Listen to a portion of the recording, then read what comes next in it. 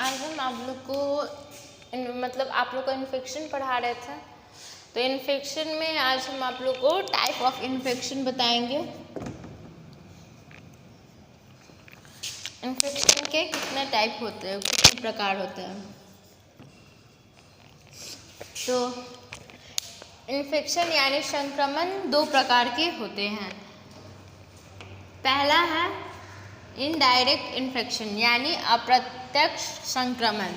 दूसरा है direct infection यानी प्रत्यक्ष संक्रमण। इनडायरेक्ट इन्फेक्शन क्या होता है? इनडायरेक्ट मतलब अप्रत्यक्ष संक्रमण क्या होता है?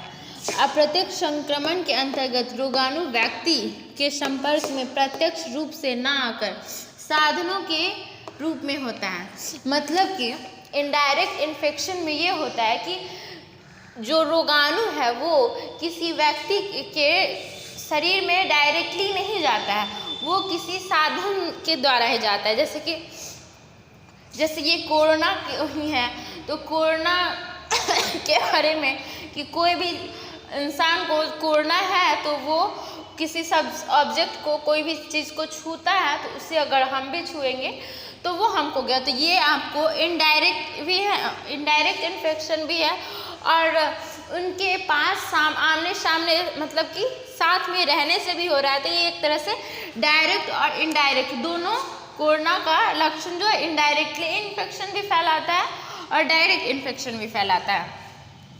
तो इनडायरेक्ट इन्फेक्शन जो है वो बहुत तरह से होता है और प्रत्यक्ष संक्रमण निम्न प्रकार से होते हैं। पहला वायु जनित रोग संक्रमण, वायु के द्वारा। अब कोई जीवाणु रोगाणु हवा में मिक्स हो जाते हैं तो उसके द्वारा भी ये संक्रमण फैलते हैं। तो उस तरह के संक्रमण को हम कहेंगे एयरबोर्न डिजीज भी कहते हैं। एयरबोर्न डिजीज यानी एयरबोर्न डिजीज इन्फेक्शन हो गया। फिर वस्तुओं के संपर्क द्वारा, जैसे कि किसी को कोई इन्फेक्शन लगा है, वो कोई चीज़ छू दिया, जैसे बुक छू दिया, फिर वो अदर इंसान, दूसरा इंसान जिसको इन्फेक्शन नहीं लगा है वो उसको छूता है तो उसको भी वो रोग हो जाता है। तो ये वस्तुओं के संपर्क के द्वारा भी ये इनडायरेक्ट अप्रत्यक्ष रूप से हुआ। डायरेक्ट हमसे उसमें न जा करके किसी वस्तु में हमारा रोगाणु उसमें आ जाता है और उससे दूसरे व्यक्ति को फैल जाता है। तो ये आपको इनडायरेक्ट रूप से हुआ। फिर है वाहन जनित रोग। वाहन जनित रोग वाहनों के द्वारा, जैसे कि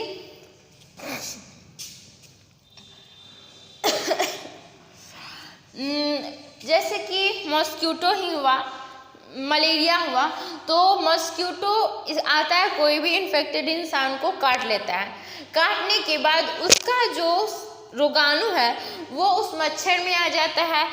तो इसको हम वेक्टर बोर्न डिजीज भी कहते हैं। तो वो उस मच्छर में से फिर दूसरे इंसान जिसके पे बैठता है, स्वस्थ आदमी पे बैठता है, तो वो उस पे को फिर हो जाता है। तो ये हुआ आपको वेक्टर बोर्न डिजीज। ये वाहन जनित वाहन मतलब वाहक हुआ। यहाँ पे वाहक हुआ मॉस्किटो, उसको एक से दूसरे जगह तक पहुँचाने का काम मॉस्किटो मच्छर कर रहा है। फिर साधनों के कारण में जैसे कि कुछ खाने पीने वाले, फिर जो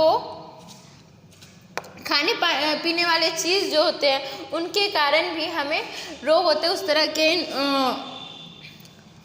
तरह के रोग को हम कहते हैं वेक्टर बोर्न डिजीज भी कहते हैं। फिर आया डायरेक्ट इन्फेक्शन यानी प्रत्यक्ष संक्रमण। प्रत्यक्ष संक्रमण में ये होता है कि किसी को इन्फेक्शन हुआ है तो वो डायरेक्टली किसी दूसरे चीज़ों में ना आ जाकर वो डायरेक्टली स्वस्थ इंसान में चले जाता है उसका रोगाणु। तो वो हुआ आपको डायरेक्ट इन्फेक्शन। लिखा हुआ इस प्रकार के संक्रमण में रोग कारक व्यक्ति के सीधे संपर्क में आने से होता है। कोई इन्फेक्टेड पर्सन है, वो स्वस्थ आदमी उसके पास रहता है, तो उसके डायरेक्ट संपर्क में आने से उसका म्यूकस उससे कांटेक्ट में आया तो फिर माता पिता से संतान में, फिर ड्रॉपलेट्स इन्फेक्शन के द्वारा संक्रमण, ये प्रत्यक्ष संक्रमण हो जाते हैं।